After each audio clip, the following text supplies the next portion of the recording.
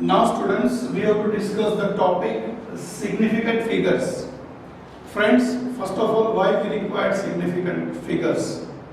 So, students, we can say that if the one person is going to measure some experiment, right, and he observe some results, and same experiment is done by the another person, either machine, so there will be a variation in the results. So, to understand the exact value, we have to discuss about the significant figures. Is that clear? मतलब कोई एक experiment कर रहा है, कोई एक आदमी practical कर रहा है, एक्सपेरिमेंट कर रहा है, उससे कोई एक रिजल्ट मिलता है, कोई एक मशीन प्रैक्टिकल करता है, उससे कोई रिजल्ट मिलता है, उसके अंदर का जो डिफरेंस है उसको नलीफाई करने के लिए हमको सिग्निफिकेंट फिगर्स के बारे में डिस्कशन करने का है. There will be a certain rules, कुछ रूल्स दिए गए हैं दोस्तों, और वो रूल नंबर 1 है all non zero digits are significant. All non zero digits are significant. यहाँ पे एग्जांपल है, सपोज 3, 4, 5 मीटर, उसके अंदर हम बोल सकते हैं सिग्निफिकेंट फिगर्स होंगे 3. कितने होंगे? 3, 4, 5 मीटर्स. यहाँ पे लिखा 0.35 ml, मतलब यहाँ बोल सकते हैं सिग्निफिकेंट नंबर होंगे 2. यहाँ पे लिखा है 2 kg, मतलब हम बोल सकते हैं सिग्निफिकेंट नंबर कितना होगा? 1. सपोज कोई ऐसा करता है, यहाँ ऐसा लिखता है कि भाई 25 GB, तो यहाँ सिग्निफिकेंट नंबर हम बोल सकते हैं 2. तो इस तरह से दोस्तों कोई भी एग्जांपल दिए गए हो, आप उसके सिग्निफिकेंट फिगर्स निकाल सकते हो.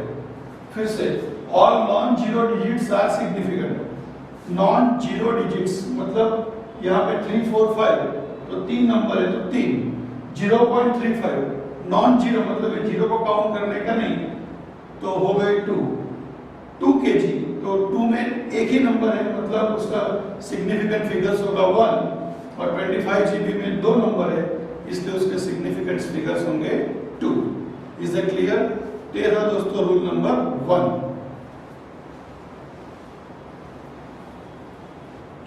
Now students, rule number 2 for the significant figures is 0 preceding to first non-zero digits are not significant.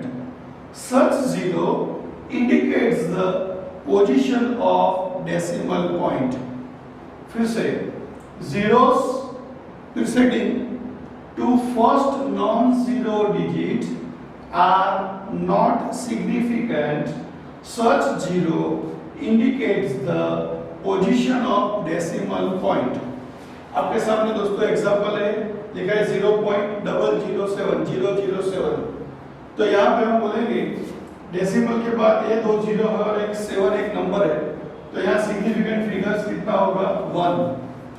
इसके हिसाब से 0 preceding to the first non-zero digits are not a significant. Such 0 indicate the position of decimal point. तो ये जो 2 zero है वो decimal point का क्या दिखाता है? पोजीशन. लिखा है 0.0051, तो यहाँ पे हम बोल सकते हैं कि सिग्निफिकेंट नंबर कितने होंगे? 2.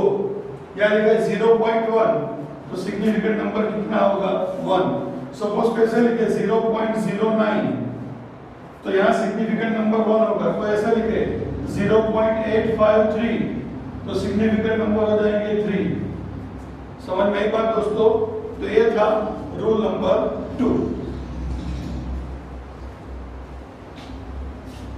Now students, rule number 3 for the significant figures, 0 between 2 non-zero digits are significant. फिर से 0 between 2 non-zero digits are significant, मतलब 2 डिजिट्स के बीच में अगर 0 है तो उसको सिग्निफिकेंट फिगर्स गिना जाएगा. बराबर, जैसे 7.09 है, तो देखो ये 2 नंबर के बीच में 0 है, तो उसको सिग्निफिकेंट नंबर गिनने का मतलब यहाँ टोटल फिगर्स हो गए 1, 2 और 3, क्या लिखेंगे? Significant number 3. अब आप देखो 10.006, तो 1 और 6 के बीच में 3 बार 0 है, तो टोटल काउंटिंग होगा 1, 2, 3, 4 एंड 5, तो सिग्निफिकेंट फिगर्स हो जाएंगे 5. यहाँ पे आप देख सकते हो 9.002, तो सिग्निफिकेंट नंबर्स कितने होंगे? तो 1 2 3 एंड 4, तो सिग्निफिकेंट नंबर हो जाएंगे 4। Is it clear? समझ में आई बात दोस्तों?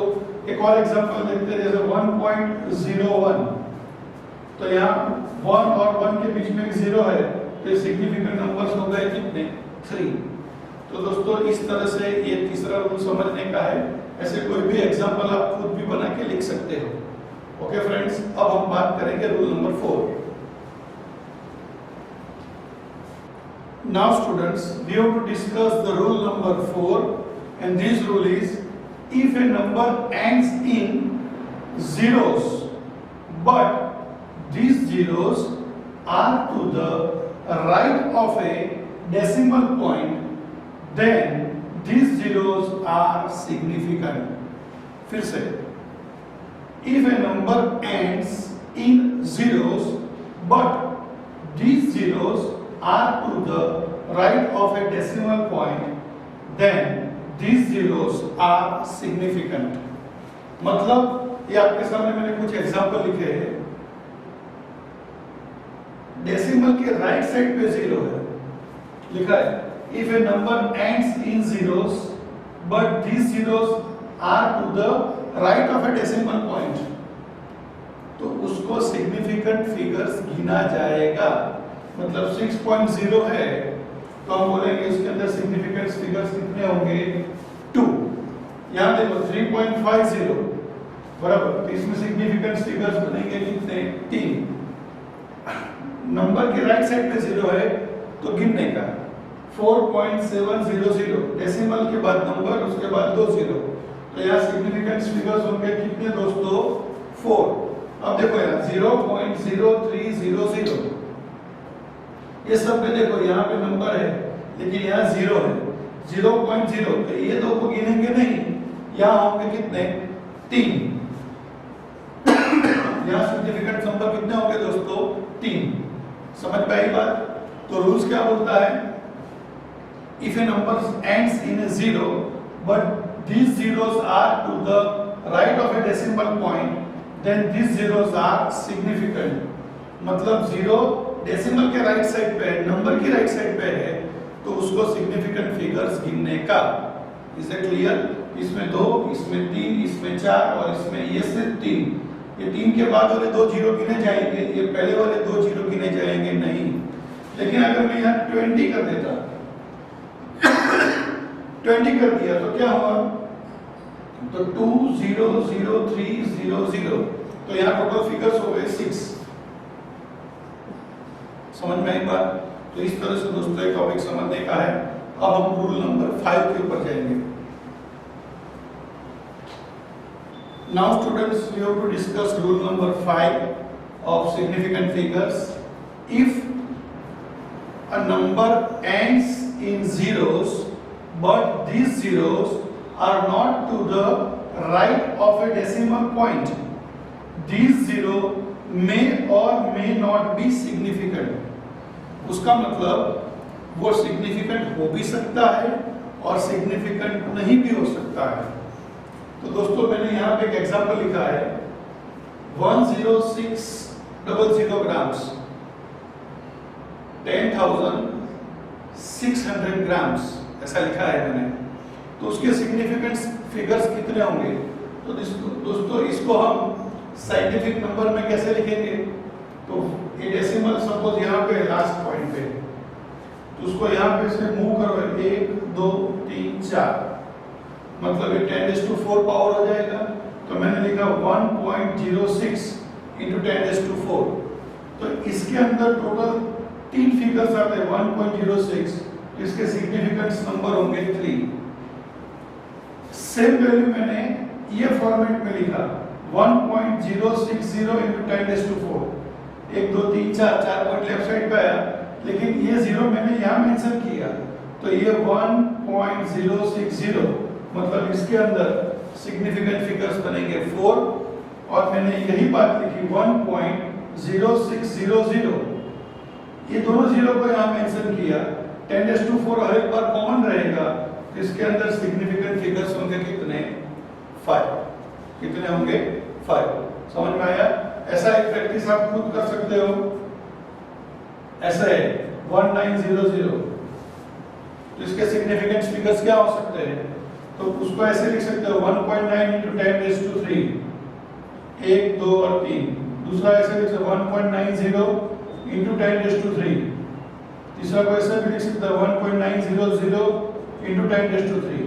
इसके अंदर सिग्निफिकेंट नंबर होंगे 2, इसमें होंगे 3, इसमें होंगे कितने 4। सेम टू सेम इस तरह से। समझ में आई बात? फिर से rule, if a numbers ends in zeros but these zeros are not to the right of a decimal point, these zeros may or may not significant। ये जीरो सिग्निफिकेंट हो भी सकते हैं और नहीं हो सकते। देखो पूरे डिजिट की अगर हम काउंट करें तो 5 हो सकते हैं, लेकिन अगर इस तरह से लिखे तो 4 हो सकते हैं, इस तरह से लिखे तो 3 हो सकते हैं। Is that clear? तो दोस्तों इस तरह से लिखने का है। अब हम रूल नंबर 6 के बारे में बात करते हैं। Now students, we have to discuss rule number 6 of the significant figures. Rule है counting the numbers of object have a infinite significant figures। मतलब कोई ऑब्जेक्ट के नंबर काउंट करते हो तो काउंटिंग जितना भी होता है उसका इनफाइनाइट सिग्निफिकेंट फिगर्स होते हैं। जैसे पेन है, आपके सामने 6 पेन रखी है 1 2 3 4 5 6, तो आपका आंसर आएगा 6। तो आप सिग्निफिकेंट फिगर्स 1 नहीं बोल सकते, बोलेंगे इनफाइनाइट। यहाँ पे मैंने कुछ एग्जांपल लिखे। 5 बॉल्स, क्रिकेट के बॉल्स है, बराबर, तो इसको हम बोलेंगे क्या? It have a infinite significant figures, क्योंकि उसमें काउंटिंग होता है। 3 का 1 2 3 ऐसे हम काउंट कर सकते हैं।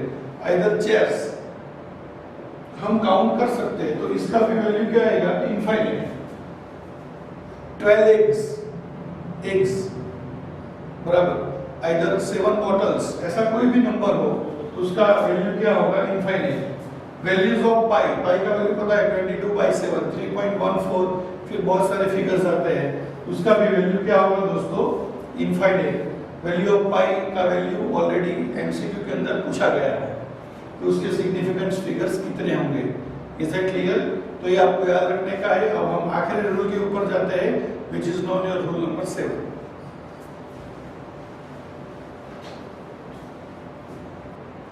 Now students, we have to discuss rule number 7 for significant figures. This is the final rule, friends. Numbers written in scientific notation, all digits are significant. अगर हम साइंटिफिक नोटेशन में कुछ भी लिखते हैं तो सभी डिजिट को हम क्या समझेंगे? Significant figures. उसके पावर को ध्यान में रखने का जरूरत नहीं है, बराबर। आपको पता है सिग्निफिकेंट फिगर्स के साइंटिफिक नोटेशन कैसे लिखते हैं? n into 10⁻n। ये जो n जो होता है वो एक्सपोनेंस होता है, इट शुड बी पॉजिटिव और नेगेटिव।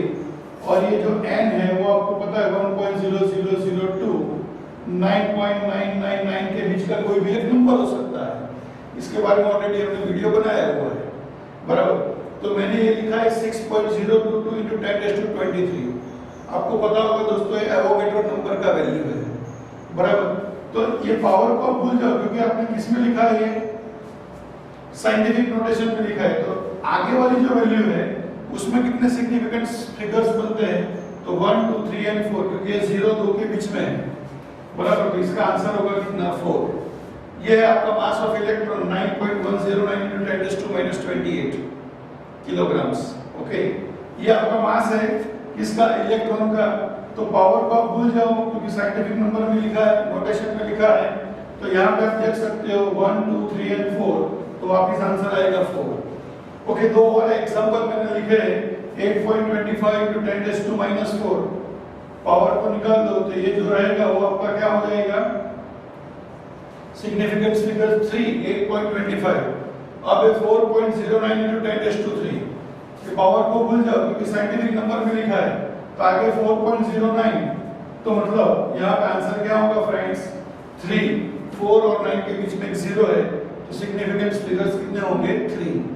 ओके दोस्तों, तो यहाँ पे 7 रूल्स खत्म होते हैं।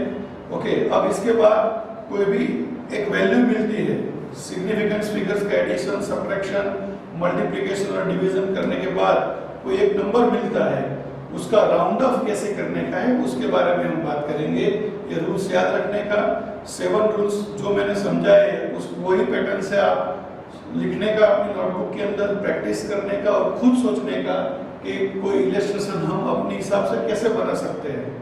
Okay friends,